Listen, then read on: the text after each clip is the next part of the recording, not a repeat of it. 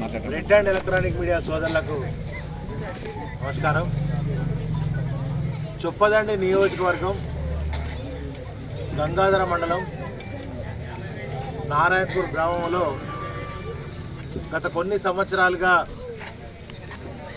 ఇక్కడ స్థానిక ఎమ్మెల్యే మేడిపల్లి సత్యం ఆనాడు ఎన్నికల ప్రచారంలో కానీ అంతకంటే ముందు కానీ ఈ గ్రామానికి వచ్చి దీన్ని ముంపు గ్రామం చేస్తా, ఇగో ఈ హనుమాన్ల మీద ఒట్టేస్తున్నా, ఇదే హనుమాన్ల గుడి, ఇగో దీని మీద ఒట్టేస్తున్నా, దీన్ని ముంపు గ్రామంగా ప్రకటిస్తా అని చెప్పి దాదాపుగా 3 సంవత్సరాలు అవుతున్న నేపథ్యంలో మరి ఆయన ఇప్పటి వరకు వచ్చి ముంపు గ్రామం చేస్తా, తప్పకుండా నా ప్రయత్నం చేస్తున్నా, 6 నెలల్లో అవుతుంది, 3 నెలల్లో అవుతుంది, సంవత్సరంలో అవుతుందని చెప్పకుండా మా ముంపు గ్రామాన్ని మీరు ఇచ్చిన మాట ప్రకారంగా మరి ప్రకటించండి, చేయండి అని చెప్తే ఎవరు అడిగితే వారిని బెదిరించడంతో పాటుగా మరి కేసులు పెట్టడం, అక్రమ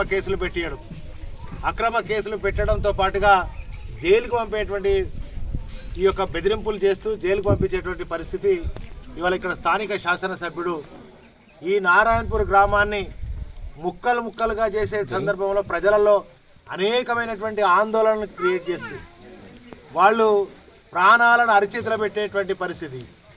ఈ ఊరిలో ఎన్ని ఇండ్లు ఉన్నాయో ఇంటికొక పోలీసుని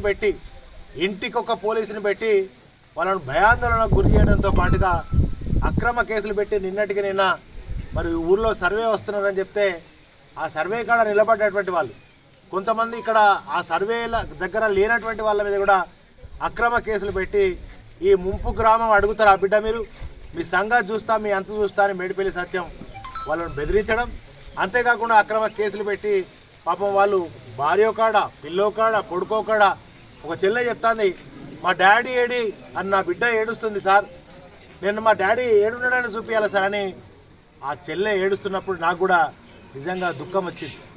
అంటే భార్య భర్తలను, తల్లి కొడుకులను వేరు చేసేటువంటి సాంప్రదాయం ఏంటిది మేడిపల్లి సత్యం అని అడుగుతా ఉన్నా. నీకు దమ్ముంటే, చేతనైతే, చిత్తశుద్ధి ఉంటే నువ్వు ఇచ్చిన మాట మీద నిలబడటం అయితే ఊరికిరా, వాళ్ళకు ఆ ధైర్యాన్ని కలిపి నేను చేస్తా చెప్పిన ఆనాడు తప్పకుండా చేస్తా, కానీ నాకు 2 నెలల టైం ఇవ్వండి, నాకు 3 నెలల టైం ఇవ్వండి, ఇప్పటిదాకా నా ప్రయత్నం చేసిన సీఎం గారిని ఒప్పించిన, కానీ దాంట్లో కొంత ఇబ్బంది ఉన్నదని అట్లా చెప్పుకొని చెప్పుకోవాల్సినటువంటి పరిస్థితి. నువ్వు ఒక ఎమ్మెల్యే, నీ మీద పూర్తి నమ్మకంతో ఆ రోజు నేను ఎమ్మెల్యే ఉన్నప్పుడు మరి నేను మాట ఇయ్యలే అన్నాడు ముంపు గ్రామం చేస్తా అని. వీళ్ళు కూడా ఆ రోజు ఉన్న పరిస్థితుల దృష్ట్యా జరిగింది. ఏనాడు కూడా నేను ఈ గ్రామానికి వస్తే, ఇదే కట్ట మీదకి వస్తే, ఊరికి వస్తే ఏనాడు ఒక్కల మీద కూడా నేను కేసు పెట్టియాలి. నా ప్రజలను నేను కన్న బిడ్డలాగా, నా తల్లులాగా, నా తండ్రులాగా చూసుకున్నా.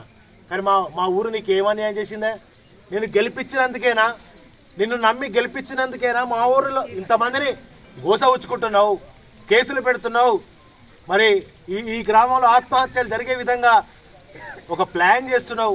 ఈ గ్రామంలో ఆత్మహత్యలకు పురికొల్పుతున్నది నువ్వు. ఈ గ్రామంలో ప్రాణాలు అరచేతిలో పెట్టుకొని భయాందోళన సృష్టిస్తున్న ఒక రౌడీవి, ఒక గూండావి. నువ్వు ఎమ్మెల్యే కాదు.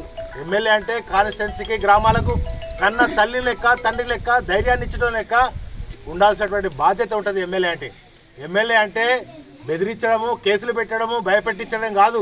ఎమ్మెల్యే పదవి వచ్చేదాకా ఒక మాట, పదవి వచ్చినాక ఒక మాట. నన్ను నానాడు ఇదే కట్ట మీద నిలబడి నువ్వు మొగోనివేనా అని అడిగినావు కదా, ఇలా నువ్వేందో నువ్వు ఒకసారి ఆలోచన చేసుకో. నన్ను అన్నావు సరే, నేను నిన్ను ఇప్పటి వరకు ఒక మాట కూడా మాట్లాడలే. మా వాళ్ళే అంటున్నారు, మరి నువ్వు మొగోనివైతే, నీకు దమ్ముంటే ఇవి మా నారాయణపూర్ గ్రామాన్ని నువ్వు ఇచ్చిన మాట నేను ముంపు గ్రామం ప్రకటిస్తా. ఒక్క ఊరిని కాదు, నారాయణపూర్ ఒక్క ఊరిని కాదు, మంగపేటను, చెర్లపల్లిను, ఇస్తారిపల్లిను, నారాయణపూర్ ఈ 4 గ్రామాలను ముంపు గ్రామం చేస్తా అని నువ్వు ప్రకటించి మా ప్రభుత్వం రాగానే నెల రోజులలో చేస్తా అని ఆనాడు మాటిచ్చి ఇలా తప్పించుకొని కరీంనగర్లో లేడు, చొప్పదండలు ఎక్కడ ఉంటుందో తెలియదు, పోయి హైదరాబాద్లో బంటున్నావు. ఎవరికి దొరకవు, ఓ ఫోన్ తీయవు. ఎవరైనా మాట్లాడితే ఆ రోజు మా రైతన్నలు, ఇదే నారాయణపూర్ రైతన్నలు, మా ధాన్యం కొనుగోలు చేయండి, తమన వాన పడితే తడిస్తే మొలకెత్తుతాయని అడిగినందుకు ఆనాడు కేసులు పెట్టి ఆనాడు ఇబ్బందుల పాలు చేసినావు. ఈ నియోజకవర్గంలో ఎవరు ప్రశ్నిస్తే వాళ్ళ మీద కేసులు పెట్టి వాళ్ళని ఇబ్బంది వేస్తున్నావు. ఇది నీకు మంచిది కాదు. మా నారాయణపూర్ గ్రామ ప్రజల ఉసురు తలుగుతుంది, గోస తలుగుతుంది. మా వాళ్ళని రోజు ఏడిపిస్తున్నావు, వాళ్ళ కన్నీళ్ళు తలుగుతాయి నీకు. మా బిడ్డలు ఏడుస్తూ ఉంటే నిజంగా చాలా దుఃఖం వేస్తుంది. పోలీసులారా, మీరు చట్టాన్ని కాపాడాల్సినటువంటి వాళ్ళు, మీరు ప్రజలకు రక్షణ ఉండాల్సినటువంటి పోలీసులు, మీరు మేడిపల్లి సత్యంకు రక్షణగా నిలుస్తున్నారు, కాంగ్రెస్ ప్రభుత్వానికి రక్షణగా నిలుస్తున్నారు. మా వాళ్ళు ఏం తప్పు చేసిరని నిన్ను కేసులు పెట్టినరు. ఈ అక్రమ కేసులు 24 గంటల టైం ఇస్తున్నాం. అక్రమ కేసులు కనుక ఎత్తివేయకపోతే మేము నారాయణపూర్ గ్రామ ప్రజల పక్షాన బీఆర్ఎస్ పార్టీ అండగా ఉంటుంది. ధర్నాలు చేస్తాం, రాస్తారోకలు చేస్తాం. కలెక్టర్ గారు మీకు చేతులెత్తి మొక్కుతున్నా. మా నారాయణపూర్ గ్రామ ప్రజల డిమాండ్ ఏదైతే ఉందో, ఇవాళ మేడిపల్లి సత్యం ఏదైతే మాట ఇచ్చిండో ఆ మాటను మీరు నెరవేర్చండి. రేవంత్ రెడ్డి గారికి సిఫార్సు చేయండి. మా గ్రామ ప్రజల పోరాటం తింటలేరు, ఆకలి అయితలేదు, బువ్వ తింటలేదు, వీళ్ళకి ఒక పండగ లేదు, పబ్బం లేదు. తొలి ఏకాదశి నాడు వచ్చి వీళ్ళేమో పండగలో ఉన్నారు. పాపం వాళ్ళకి ఈ పండగ లేకుండా చేసి పారేసారు. సర్వే కన్నా వస్తే భార్య కాడ, భర్త కాడ, పండుగ కాడ ఉరికితే బతికేటువంటి పరిస్థితి. పోలీసులు ఏమో ఇంటికి కావాలంటారు, ఇంట్లకు తాళాలు వేసినట్టు బెడాలు పెట్టి పోలీసులు మరి బయట నిలబడతారు. వీళ్ళేమో బయటకు రాలేరు, బయటకు రానియరు. కట్ట మీద దొంగ సర్వేలు చేసుకొని ఇలా మా ప్రజల్ని వంచి మోసం చేసేటువంటి పరిస్థితి చేస్తూ ఉన్నారు. ఓ పండగ లేదు, పబ్బం లేదు. మరి వాళ్ళు రోజుకొక్కసారి కూడా అన్నం తినేటువంటి పరిస్థితి లేదు. ఇలా సత్యం రోజుకు 4 సార్లు దున్నపోతు లెక్క తింటున్నావు కదా. మా గ్రామ ప్రజల బాధ కన్నీళ్లు కనబడతలేవా నీకు? పోలీసులారా, మీరు దయచేసి సిపి గారికి కూడా దండం పెట్టి రిక్వెస్ట్ చేస్తున్నా. మా నారాయణపూర్ గ్రామ ప్రజల మీద ఎవరైతే కేసులు పెట్టినరో అక్రమ కేసులను వెంటనే వెత్తివేయాలి. అక్రమ కేసులు ఏవైతే మీరు పెట్టినరో మీరు విచారణ చేయండి. సిపి గారు మా ఊరికి రండి, మేమందరం కూడా మీద కూర్చుంటాం. నిజాలు తేల్చండి. జరిగింది ఏంది, ఎవరున్నారు, ఏం జరిగింది, ఏమి ఇక్కడ కుట్రలు జరుగుతున్నాయి, ఇంకా ప్రజలను వంచే మోసం చేసే ప్రయత్నం ఏం జరుగుతుందో సిపి గారు దయచేసి మీకు కూడా దండం పెడుతున్నా. రండి, మా గ్రామానికి రండి. మా ఊళ్ళో బాధ ఏందో, కన్నీళ్ళు ఏందో అర్థం చేసుకొని మీరు ప్రయత్నం చేయండి. అక్రమ కేసులను వెంటనే వెత్తివేయాలని చెప్పి నేను సిపి గారిని డిమాండ్ చేస్తూ, రేవంత్ రెడ్డి గారు మీ ఎమ్మెల్యే మేడిపల్లి సత్యం ఆయన చెరువులు దోసుకుంటాడు, మట్టి దోసుకుంటాడు, ఎన్నో రకాల దోసుకొని ఆయన బంగ్లాలు కట్టుకొని 100 కోట్లు కాదు 1000 కోట్లు సంపాదించు. కానీ మా ప్రజలు ఏం చేశారా? మా నారాయణపూర్ గ్రామ ప్రజలు ఏం చేశారు? నువ్వు ఇచ్చిన మాటనే, నువ్వు ఏదైతే మా ముంపు గ్రామం చేస్తా అని అన్నావో గదే చెయ్యమని అన్నందుకు నేరం చేసిరా? వీళ్ళు ఏం తప్పు చేశారు?